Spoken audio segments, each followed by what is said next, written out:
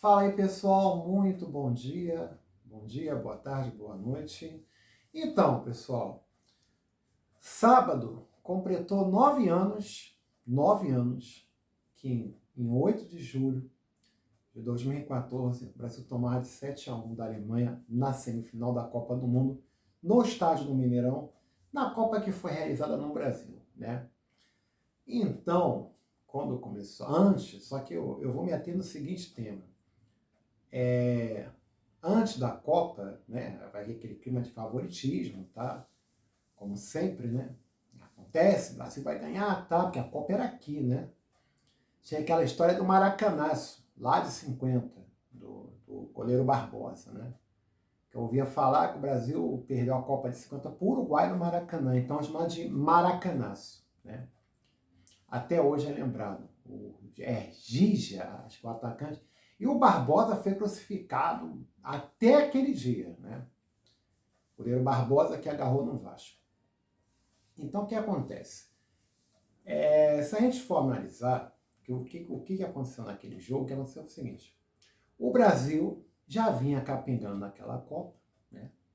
E a Alemanha tinha ganho da Argélia na prorrogação, empatou com a Gana, ganhou dos Estados Unidos, ganhou bem de Portugal, ganhou da França ali, um jogo bem disputado, né? Enfim.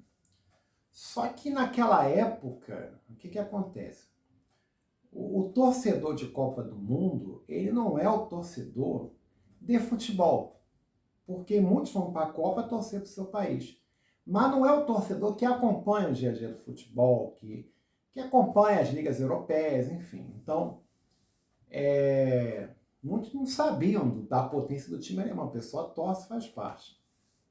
O Khedira, o Kroos, o Mastai, o Klose, o Thomas Miller, aquele cara, o goleiro Manuel Neuer, o Boateng, o Hummels, o Felipe Lahm, tinha um Weidenfeller, reserva. A metade do time era a base do Bayern do Borussia Dortmund, né? O Bayern de Munique, um time sempre com boas equipes. Mas aí o que acontece? Mas só que, vamos lá, Brasil, aquela coisa. Aquele dia, 8 de julho de 2014, começou num dia muito bonito. Um dia muito bonito, tá? Aquela coisa. Dia 8 de julho de 2014. Começou um dia muito bonito. Dia lindo. Um dia muito bonito. O que aconteceu? O Brasil era favorito, não é aquela coisa, favorito entre aspas, porque a Alemanha era muito melhor. Só que começou, aí o dia ficou muito bonito. Na hora do jogo começou a chover, né? Aí 5-0, logo acho que foi 20 minutos, 5-0. 5-0. Aí terminou 7-1. Isso é histórico. Mas o que eu quero me ater? Depois desse jogo, antes do 7-1, na Copa das Confederações, quem é que lembra daquele protesto dos 20 centavos? É por causa dos 20 centavos, lembra daquilo? Então, veio aquelas manifestações todas na época das confederações. Quem é que lembra disso? Que o gigante acordou, que não sei o quê. Quem é que lembra disso aí? Acho que o gigante tinha acordado, né? Aí vem aquela coisa, enfim. O gigante tinha acordado, aquela coisa toda. Aí passou, o Brasil ganhou da Espanha, aí esqueceu-se, tá? Aí veio a Copa de 2014, né? Os turistas vieram para cá, enfim, eu gosto muito de futebol, né? Curti a Copa, gostei de ver os jogos, né? Como eu gosto de futebol, colecionei o álbum da Copa de 2014. Só que aí eu tava. Só que o torcedor de Copa do Mundo, ele não analisa, ele vai no.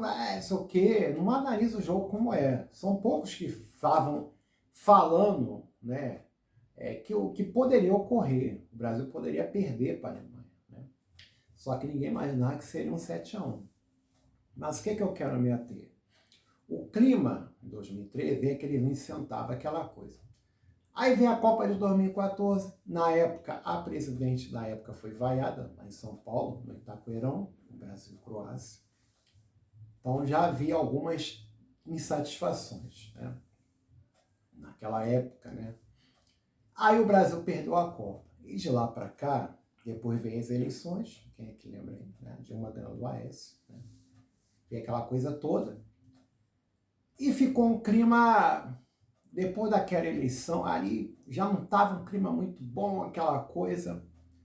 Então, com a derrota da seleção, a insatisfação só foi aumentando, aumentando. Que o futebol o futebol é um escapismo, muitas vezes.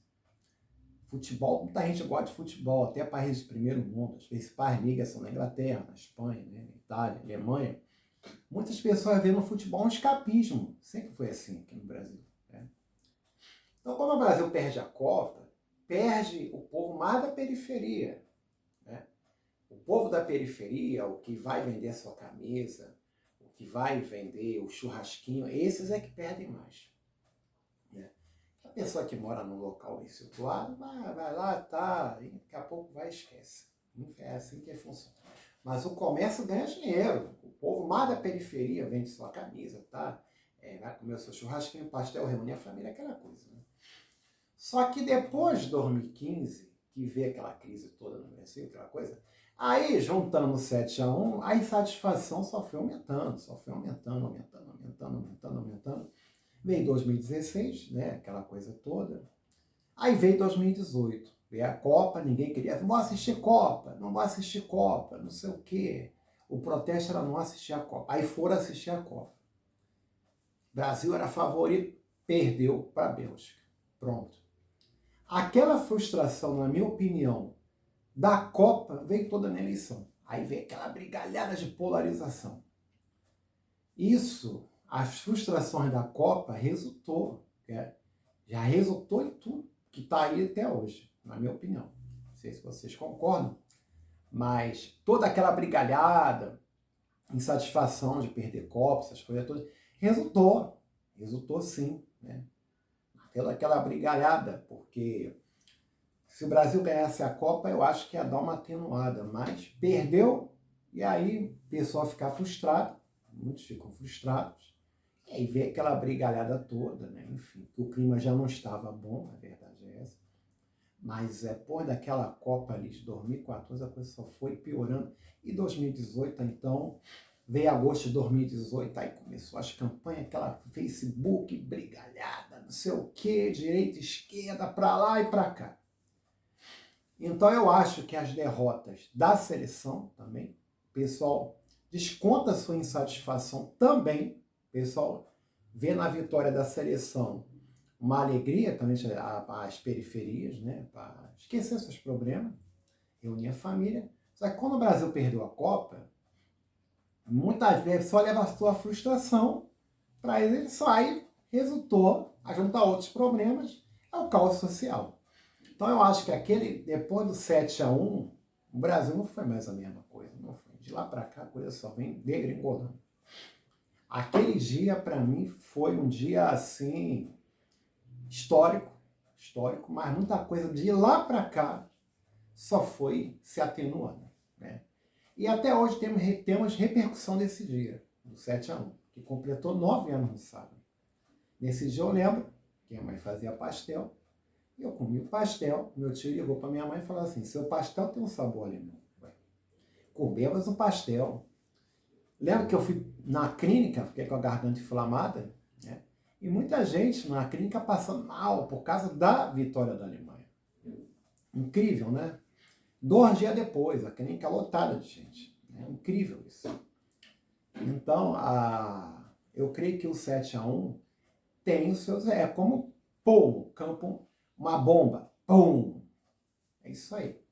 Só que agora, na última eleição, a Copa foi depois da eleição. Então, a Copa foi depois da eleição. Aí foi o contrário. Né? E próximo ao Natal. Aí já é outra coisa, né? Mas essa Copa de 2014, de lá para cá, esse 7-1 repercutiu e repercute até hoje, nas consequências.